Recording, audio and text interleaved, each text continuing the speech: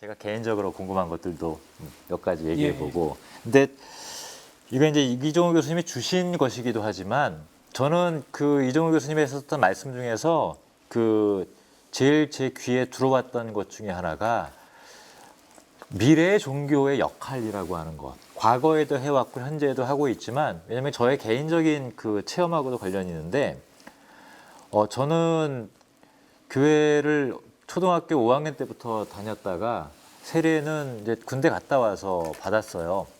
뭐 중학교 때 학생회장하고 고등학교 때도 학생회장하고 대학교 1학년 때는 이제 교사까지 했었거든요. 지금 너에게 신앙이 있느냐라고 말하면 형식적으로 신앙이 있다라고 얘기를 해요. 그 크리스찬이다라고 하는 얘기를 해요. 그 어머니한테 맹세까지 했기 때문에. 그럼에도 불구하고 저는 종교 다원주의도 받아들이는 입장이고, 그러니까 다른 종교 신앙을 가진 사람들을 충분하게 존중해 줘야 된다라고 생각을 하는 사람이에요. 근데 얘기가 꼬였네. 종교의 근데, 미래의 종교의 역할. 근데 말씀하시는 어머니 거죠. 관계 때문이기도 하지만 제가 겪었던 가장 커다란 경험은 제가 중학교 때 만난 전도사님 때문이에요. 그 경기도 어느 쪽에서 이제 시골에서 뭐 시골 교회를 개척하셔가지고 목회를 하고 계신데, 제가 어느 날 교회를 갔다가 이 전도사님이 이 십자가 앞에 나가가지고 막 울먹이는 목소리로 막 기도를 하고 있는데, 그분은 기도하는데 제가 들어갔다는 걸 몰랐던 거예요. 근데 그게 누구였냐면 저를 위해서 기도를 하고 있는 거예요. 와, 근데 얼마나 간절하게 절실하게 기도를 하는지, 제가 그 목사님, 지금 목사님이 되셨죠. 그분의 이름을 지금도 기억을 해요. 뭐 뵌지 벌써 한 20년 이상 됐지만. 그걸 보면서 한 가지 놀랬던 게, 어머니야 저를 낳고 길러주신 분이니까 저를 위해서 그렇게 기도하고 할 수 있다지만, 저분은 도대체 뭐가 있길래 나를 위해서 저렇게 그 기도를 몇 년 동안 하셨거든요. 제가 그런 것 때문에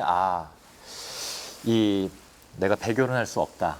기독교를 벌릴 수도 없고 그 불성실한 신자이긴 하지만 그런 감동이 있거든요. 이건 저한테 삶의 위안이 되는 것은 물론이고 정말 힘들 때 커다란 힘이 되기도 하거든요.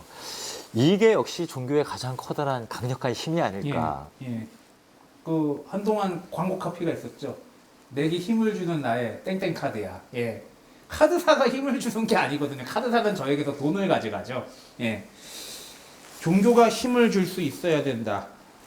그러기 위해서는 전제 조건은 종교가 자기 변신을 해야 됩니다. 현실 파악을 해야 돼요.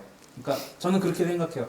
그 종교가 더 이상 세속에서 그렇게 큰 영향력을 가지지 않는다는 것을 인정을 해야 돼요. 그리고서 탐구를 해야죠. 우리는 과연 그럼 무슨 역할을 해야 될 수 있을까? 인간이 가지고 있는 본래적인 속성, 그 특유의 인간이라면 종교적인 무엇인가를 가지고 있다는 것을 잘 유지를 해야 되고, 한참 종교에서 문제가 되는 게 너무 기복신앙으로 흐른다는 거에 대한 굉장히 강한 비판들이 자리 잡고 있거든요. 그러면서 막 그런 얘기하죠. 지금 이제 좀 있으면 수능인데, 아니 수능 100일기도 한다고 수능 스코어가 오르는 게 아니라고, 가서 학원 강사 찾아가든 선생님을 찾아가든 신에게 비는 게 아니라 상담을 해야 하고 공부를 해야지 대학을 붙지 않냐고 그렇게 얘기를 하잖아요. 근데 저는 기복이라는 게 종교가 가지고 있는 굉장히 중요한 역할 중 하나라고 생각해요. 기복이라는 것을 다 무찔러야 된다. 기복이라는 건 굉장히 저질스러운 신앙이다라고 얘기하는 건 종교 안에서 알아서들 하시고, 기복이라는 것을 왜 할까를 생각해 볼 필요가 있다는 거죠. 복을 왜 빌까? 실제로 복이 떨어지는 것도 아닌데. 김시청 교수님 아까 좋은 말씀 하셨는데, 김시청 교수님을 위해서 눈물을 흘리며 기도했던 현 목사님, 그때 당시 전도사님을 보면서 김시청 교수님이 느꼈던 감정이 중요하다는 거죠. 저는. 위로와 안심. 진짜 복을 줘서가 아니라 너에게 복을 주겠다고 얘기하면서 사람들은 마음의 평화와 안식과 내가 다시 한번 이 세상을 살아갈 수 있다는 용기와 희망을 얻는 거거든요. 그렇기 때문에 종교가 대단한 겁니다. 그렇기 때문에 종교가 별거 아닐 수도 있다는 거고요. 월요일에 산 로또 한 장이 안식과 평화, 희망을 주듯이 그럼 로또도 종교냐 얘기할 수 있어야 되거든요. 근데 우리는 이런 거에 대한 생각 없이 너무 종교하면 아우 골치 아파 저리 꺼져 이렇게 얘기한다는 거죠. 한번 종교의 역할 생각해 볼 필요가 있다는 게 종교인 스스로가 노력을 해야 되고, 그리고 인간이라는 것이 그런 존재라는 걸 너무나 자연스럽게 받아들이는 것이 인간과 종교인의 신앙을 가진 사람과 신앙을 가지지 않은 사람 모두의 중요한 역할이라고 저는 생각을 합니다. 네, 사실 제가 그 분을 떠올리게 된 게 어떤 영화를 보다가 떠올리게 됐어요. 요즘 한참 막 인기리에 많이 보는 것 같은데 담보라고 하는 네? 영화, 담보. 아, 예. 이 담보 영화 스토리가 어떤 내용이냐면 그 조선족인데 한국에 왔다가 자식을 낳았는데 버림을 받았어요. 그래서 다시 나가려고 하는 과정에서 근데 빚을 받아야 되는 그 빚쟁이가 빚 대신에 그 딸을 담보로 잡고 있었는데 이 여성이 잡혀가지고 그러니까 불법 체류자로 돼가지고 바로 넘어가 버리는 바람에 이 아이를 데리고 키울 수밖에 없는 상황이 됐는데 결국은 다른 데 맡기려고 했다가 이게 팔려가는 게 돼가지고 다시 되찾아와서 결국은 자기 딸처럼 생각하고 키워가는 거예요. 그래서 그 이름이 따로 있음에도 불구하고 담보라고 부르는데 거기서 어떤 장면이 나오냐면 그 꼬맹이를 학교에 보내주고 결국은 공부를 열심히 해서 얘가 이제 대학까지 진학을 해서 이제 통역관으로 첫 장면으로 그렇게 시작이 돼요. 그런데 대학 수능 시험 보러 가는 날 그러니까 자기 친딸도 아니잖아요. 그런데 거기 가가지고 막 시험 잘 봐 하면서 그때 나오는 장면이 교문 앞에서 문을 닫고 학부모니까 서 있는데 거기 이렇게 딱 그 교문에 창살 같은 거기를 잡고 이렇게 하는데 그 앞에 이만한 엿이 붙어 있는 거예요.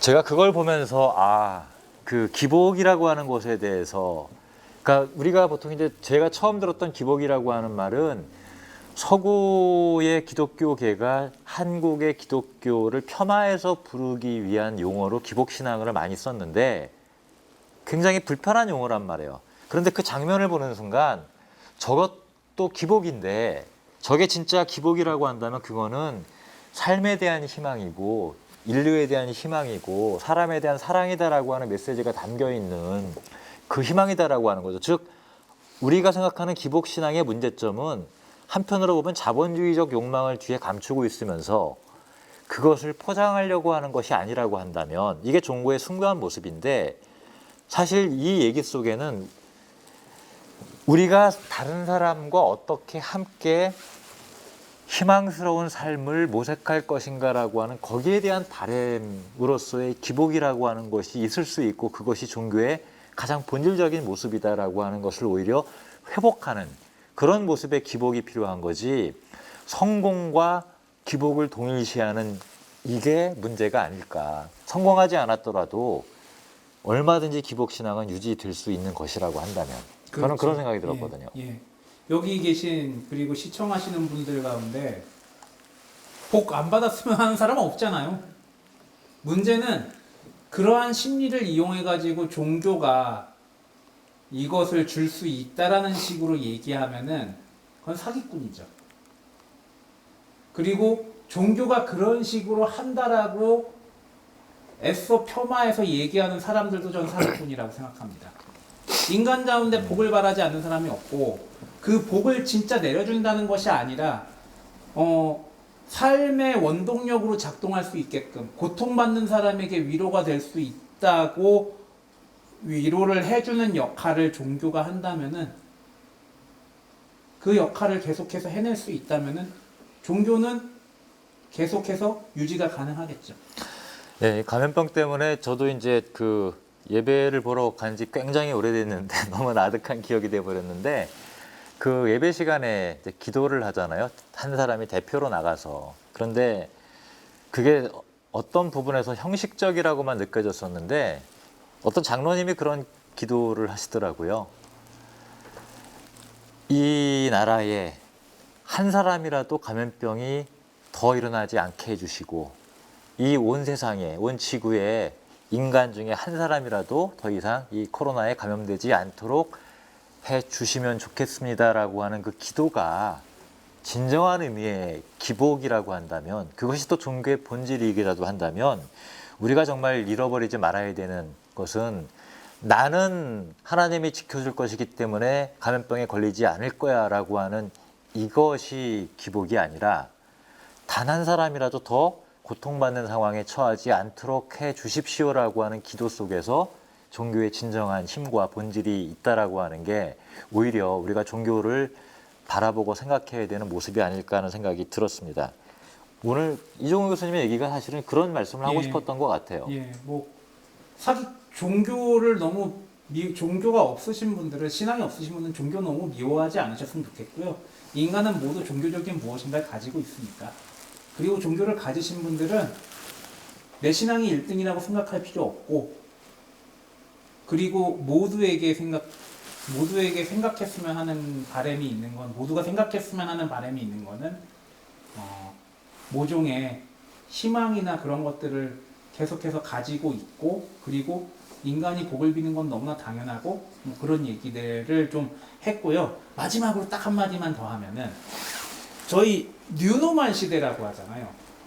이 뉴노멀이라는 말이 전제하는 거는 기존에 노말이 있었다는 거거든요. 예전에 휴대전화 광고에서 YB 노말이라는 그 캐치프레이즈를 들고 나왔던 뭐 휴대전화 광고도 있었는데, 노말의 뉴노멀이 가는 과정에서 중간에 하나 나오는 게 뭐냐면은 에브노멀이죠. 에브노멀이 뉴노멀이 되는 과정들도 분명히 있을 겁니다. 지금 종교라는 것이 처한 상황이 그런 건 것 같아요. 뭔가 노멀하다고 생각했던 것들이 새로운 상황에서 이상한 존재로, 노멀하지 않은 존재가 될 수도 있고요. 기존에 이상한 존재라고 생각했던 게 새롭게 노멀한 존재가 될 수도 있습니다. 그 여러 흐름 가운데 종교도 여전히 살아서 이리저리 움직이고 있다는 점, 여기 계신 분들이나 이제 시청자 여러분들이 한번 생각해 보실 필요가 있지 않을까, 그런 생각이 들었습니다. 네. 그 오늘 이야기를 제 식으로 정리하면 이렇게 말할 수 있을 것 같네요. 그 이종훈 교수님이 트와이스는 사랑이다 라고 하셨던 것처럼, 그 마스크가 사랑입니다 라고 할 수 있지 않을까. 마스크가 평화고 마스크가 사랑입니다. 네.